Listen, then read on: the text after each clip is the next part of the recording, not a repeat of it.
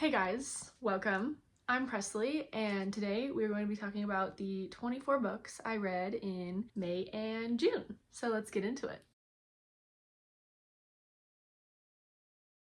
We started off the month of May and I had to work 2 night shifts. Usually night shifts are kind of slow because everyone's sleeping, so I had time to read 2 ebooks. And I started off with Memento by Amy Kaufman and Jay Kristoff, which is a little short story, a part of the Illuminae Files trilogy, which is like a YA sci-fi trilogy, which I've loved, by the way. You should definitely go check those out if you haven't heard of them. But this is the little short story. And I can't really remember anything it was about, but I just looked and apparently I gave it 4.5 stars. I can't remember what it was about. I think it was about this like random new character and okay, I remember a little bit now. So I guess, I'm not changing my rating because wow, I must have been kind of delirious working the night shift. I'm not going to change my rating. I still think it was good and I love that series. And I remember that it made me want to read the series again, which is like what a short story should do. So it's good. Okay, next I read The Roommate Pack by Allison Ashley. I gave that book 3.5 stars. I thought it was actually really cute, at the same time really cringy. It was like both, because it was like a cute little romance thing. Basically the girl, she's an emergency room nurse, which I thought was kind of fun for the setting that I was reading this in. The guy is a firefighter. They're roommates and they kind of like have this pact that they'll get married, but then they start falling in love. And it was cute and I did really enjoy it. And I enjoyed that the characters were like first responders because like that's my atmosphere. So I guess I liked it. It was kind of like cringy, but that's kind of how romance novels go. And it passed the time. So it did what it was supposed to. Okay, so after that, I finished up my spring semester and I finally had time to finish this chunk of a book, Kingdom of Ash by Sarah J Maas, which is the last book in the Throne of Glass series, and it's 980 pages, so it definitely took me a while. This of course got 5 stars. The whole series gets 5 stars. If you haven't read Throne of Glass, which most people have,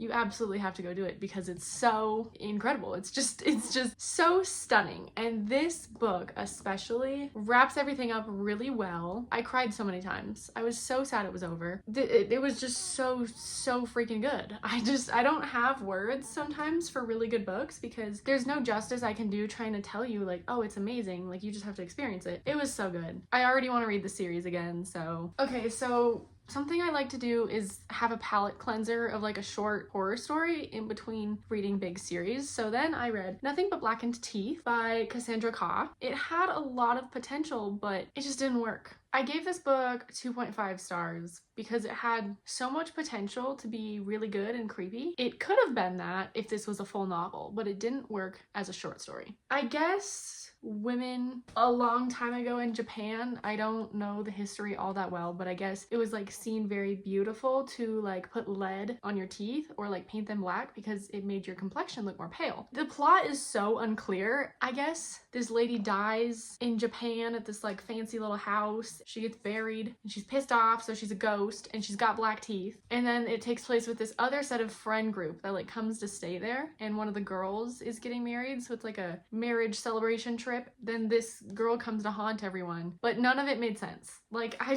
was so disappointed because it has such potential to be cool, like Japanese folklore-esque horror. Like that's so fun, but it was not fun. It was so lame and done really poorly. So next I read The Good, the Bad, and the Aunties by Jessie Q. Sutanto, and this is the 3rd book in the Dial A for Aunties trilogy, and I gave it 3 stars. This book series makes me giggle so hard. Like it's so funny when you can like read a book and it's just making you crack up, and that's what these books do for me. So like regardless if the plot is good, I love how funny the characters are. If that's what you're looking for, like go read it because it's so funny. In this one, they go back to Jakarta to go visit home with her aunties, and one of the aunties is like low-key dating this mafia dude, and then she gets kidnapped and they get all up in the mafia business. If you need a good laugh, give this book series a try. Then I was going through a bit of a Alex Rider phase again because season 3 of the show came out, which is based on Scorpia by Alex Rider. This is the 5th book. This is like a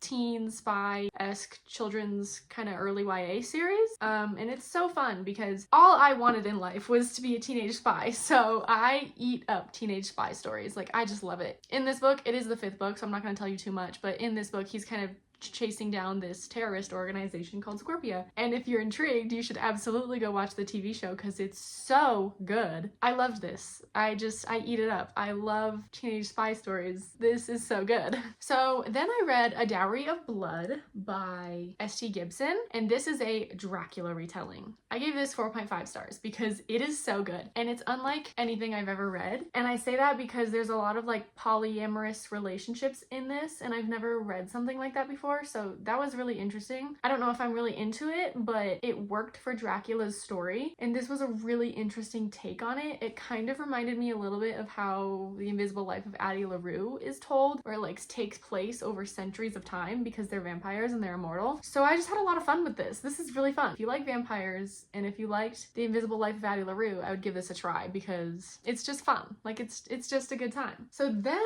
I read Vera Wong's Unsolicited Advice for Murder by Jessie Q. Sutanto, and I gave this 4 stars. I'm already giddy smiling because it's the same author as the Dial for Aunties, and it's just so funny. This book is about this cute little Asian lady named Vera Wong, and she owns a tea house, and she's kind of lonely a little bit, but she won't really admit it to herself. Her son's off living his life, her husband has died, and she's just running this tea house, like living her best life. And then all of a sudden there's a dead body on the floor. When she like comes downstairs to open up the tea house, there's a dead body, and she decides that she's going to solve the murder. She thinks she can do it better than the cops. It's really well done, and it's not your like normal murder mystery because she makes friends with all of her suspects in this. It's just like a cute little found family kind of story, but it's hilarious and I loved it. Okay, next I read Happily Never After by Lynn Painter. I gave this 4.5 stars. It was lovely, super cute. I love it when I read a rom-com and it's like so cute and I have a good time. All the hype about Lynn Painter is true. She writes incredible books, really good dialogue. So this book is about this girl and she's getting married, and long story short, for reasons, she doesn't want to get married to this guy, but she can't call off the wedding because her dad will like lose his job position. She hires this other guy to like come object. She doesn't get married to the guy, but then she's like wants to know more about this guy, and he like goes around objecting at weddings. He gets paid for it. It's hilarious, and she decides to join him in on the objecting at weddings. But it's for people who like shouldn't get married. I swear that it's like a good idea. I just thought it was fun, and it sounds like a fun concept, and I would love to go object at weddings and like get hired to do so. Like that just sounds like a fun way to pass my time. I thought that this was really fun. Next, I read Magnolia Parks by Jessa Hastings, and I completely and utterly fell in love with it. 5 stars. There's no joke about it. So this is definitely not for everyone, and I know I'm late to the train. A lot of people have read these book series. It's so good. It's also so bad. It's very toxic. Basically, we have Magnolia and BJ, and they have been lifelong best friends, kind of lovers. They've been dating since they were really young. They've known each other since they were like 6. Their families are both very rich, and so they got sent off to boarding school. It's kind of like Gossip Girl, but it takes place in London. Socialite, a lot of fashion going on. BJ cheated on her 3 years ago. They're trying to move past it. They're still so in love, but it just doesn't work because he goes in, has relationships, and does the nasty with other girls to make her mad, and she goes and gets different boyfriends all the time to make him mad. It's just like this continuous cycle. So it is kind of repetitive, but it's well done, and Jessa Hastings' writing is incredible. It's so poetic. I think I compared it to like, it's like a Greek tragedy where like it's literature and it's rich, and you can't look at it from a surface perspective of like, oh, it's toxic romance. It's supposed to be a tragedy and repetitive because like not everything is like happy dandy. Like some people really do live a relationship where they just hurt each other again and again and again. I don't know. I really enjoyed it. I really loved it. Okay, this part is, for example, here's how poetic it sounds. Yes, I yell, and it feels like a thunderclap. Echoes all through the ancient mountains around us, and the Greek philosophers who waxed lyrical about true love and soulmates roll in their grave as I try for the billionth time to sever myself from mine. Like, The writing is so good. I love it so much. I could talk for hours about this, I think. So we should probably move on. Okay, so then I read Lessons in Chemistry by Bonnie Garmis. This is the special edition. My grandma got this for me because it's one of her favorite books, and I was like, all right, I gotta get to this. She loves it. So Lessons in Chemistry is about a chemist kind of in the 50s and what it's like for a woman to be in the science field. She faces a lot of misogyny. It's more about her relationships that she has with people. It's very interesting. She ends up getting a cooking show and talking all about chemistry and kind of really relating to women and empowering them through her cooking show. It's really fun. I love it. I gave it 4.5 stars. The last book I read in May was A History of Ocean Liners in 50 Objects by Mark Berry. I loved it. What can I say? I'm a huge ship nerd. I gave this 5 stars. I love me some ships. I love me some ocean liners. I annotated it. I learned tons of stuff. I love ships. They're so cool. Can we talk about how I didn't know? This is the Queen Elizabeth. She kind of caught on fire outside the coast of Hong Kong, and they used her as a movie prop in the 1974 James Bond film, The Man with the Golden Gun, which I'm a huge James Bond film, so I just thought that that was so exciting.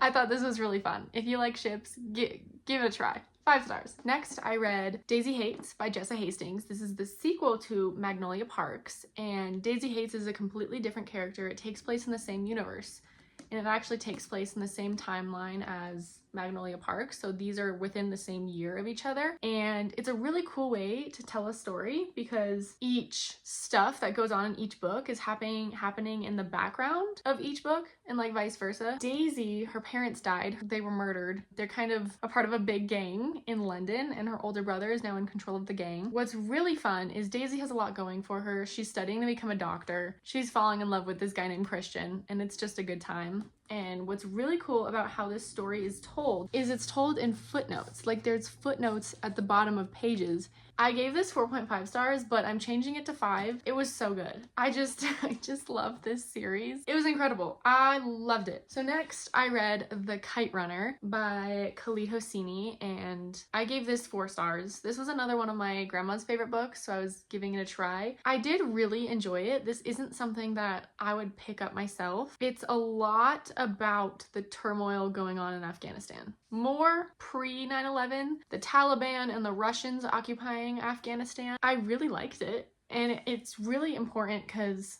the main character and his dad flee Afghanistan because it gets pretty bad, and they move to California, and later the main character ends up going back and seeing how bad Afghanistan has become since he's been gone. I think that that's really important because that's kind of the author's story. He like moved to California when he was really young, and he still goes back to go help people and help the refugees. The author's a doctor. He wrote this novel like in his free time when he wasn't seeing patients. I think that that's so cool. So if you want to know more about the Middle East, and I think it's like considered kind of a classic, I liked it. So next I read Good Girls Don't Die by Christina Henry. I would not market this as horror, which is the section that I got it from in Barnes & Noble. Kind of disappointing there, but I still thought it was very fun. It's a good thriller. It's a very interesting thriller. It's told in 3 sections with 3 different characters, and then at the end they all come together. Basically, the character in the beginning is kind of living out the Truman Show, and she like wakes up and like she has no idea what's going on, where she is, but like she has this life laid out in front of her, so she's like, all right, I guess I'll go to work. But she's realizing that she's being watched, and it is very Truman Show kind of inspired. The second story takes place with this girl like going to a cabin with her friends, and it becomes like your classic summer slasher, which I loved, which is why I picked it up. I wanted a summer slasher. So I guess the middle short story was my favorite. The third story is kind of really dystopian inspired. These girls are like competing to get through this obstacle course. People are dying, so it's kind of Hunger Games-esque. And yeah, and then they all come together at the end and figure out like what the heck's going on, why these 3 girls were placed in these situations. I did really enjoy it. It was fun. I gave it 3.5 stars, so I liked it. I would recommend it. It was fun. So I read the Magnolia Parks books really spaced out, so then I read Magnolia Parks The Long Way Home by Jessa Hastings, and I loved this. I gave it 5 stars. It was so good. I'm not going to touch too much on it because I don't want to spoil anything, but basically in the end of Magnolia Parks, there's a year in between when this book picks up. I just love the way that Jessa tells her stories. Like, it's so good. I loved this. 5 stars. Then I read The Return by Rachel Harrison, which again, I wanted the summer slasher. Not that I thought that this was going to be a summer slasher, but I've been craving something perfectly summer-weeny and I haven't found that yet. I'm still in pursuit of it. The Return is about this like friend group. Their bestie basically goes missing and they think she's dead. Maybe they find her 2 years later. I don't know. She randomly reappears. Obviously she's different. She used to be a vegetarian and now she's like eating raw meat. So her and her friends like are like, okay, like we'll like reunite with her. We'll have a good time. They like go out of town with her and she's acting so strange. And it's really fun because you're like, what's going on? So I really liked that part. I think the story was a bit drawn out, but at the same time, it wasn't disappointing. I liked where it went. I liked how the story was told. It was a good time. So, funny story. Next, I read Guns, Germs, and Steel by Jared Diamond, which this is a hefty thing. I did not read it all in June. I basically had like maybe 100 pages left. So when I was in high school, I was a sophomore and I took AP World History and we had to read the first 100-ish pages of this and write a paper on it. I always told myself like, oh, I'm gonna finish that one day. I'm going to do it, and I finally did it. I gave it 5 stars on Goodreads, but it's really 2 stars. And I say that because it's so well researched and the analysis of like what's going on, like it's so thorough, but it's dreadfully boring. 2 stars. Like it's so boring. There's an entire chapter about the domestication of almonds. Like, is that really necessary?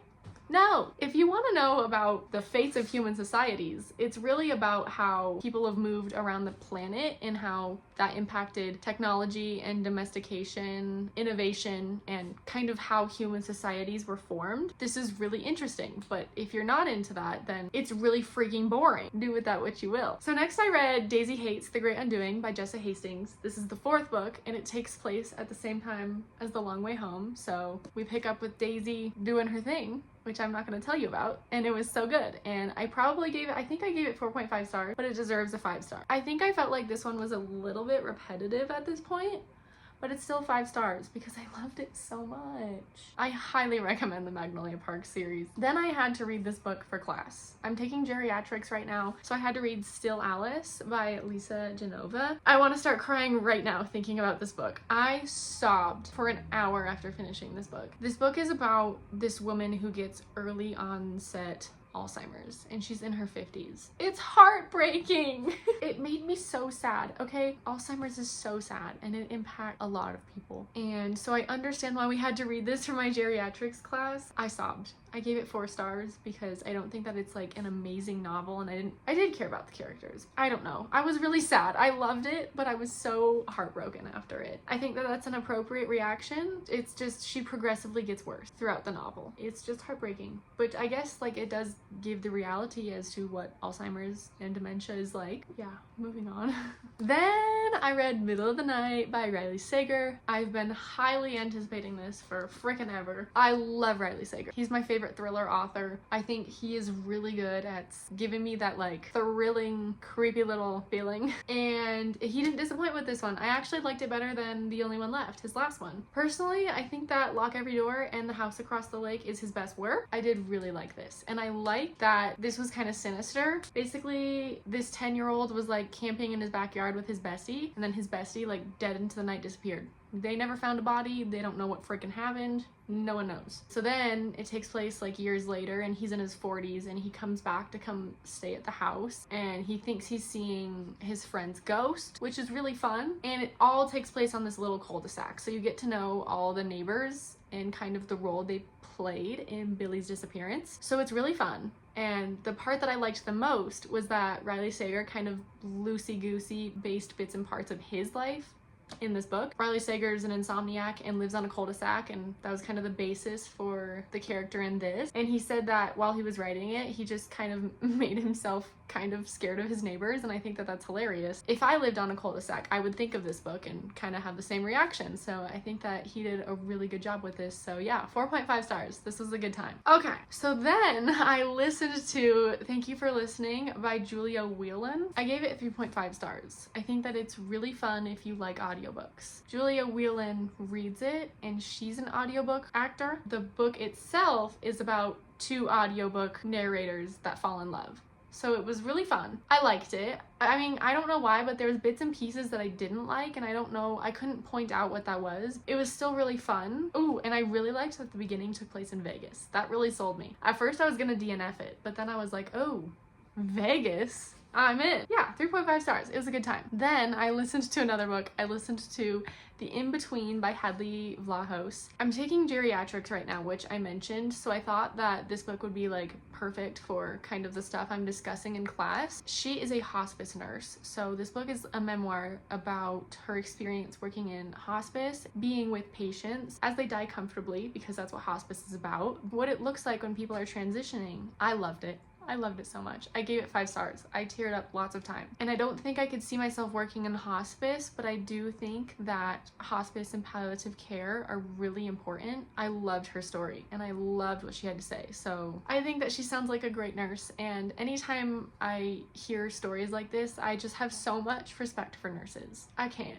It was so good. I loved it. 5 stars. Oh, I didn't appreciate that she kind of like slandered on nurses working in hospitals, because that's a whole other issue. Like, you have to follow policy and corporate stuff when you're working as a nurse in a hospital, and she kind of has more freedom working for a hospice company outside of a hospital. Without getting into the politics of that, I wanted to mention that. Okay, so the last book I read was Magnolia Park's Into the Dark by Jessa Hastings, and of course this got 5 stars. This was probably my favorite in the whole book series, but I don't actually know. I don't know. I just loved this so much. I'm so sad that that book series is over. This was so good. It's not over. Daisy Hates is still getting 2 books, but Magnolia's story is over. It was so good. I just can't. It was so good. I had a really good reading month. I had a good time. This was amazing. This goes so much more into what it means to experience grief and loss, how people deal with that. It was so good. 5 stars. I'm done yapping. Thank you so much for watching. I had a really freaking great reading summer, and it's not even over. There's a lot of good books coming out in July, so I'm excited. Keep Bill Cipher back there. That's a hint. There's a book coming out in July about Bill Cipher, so see you guys next time.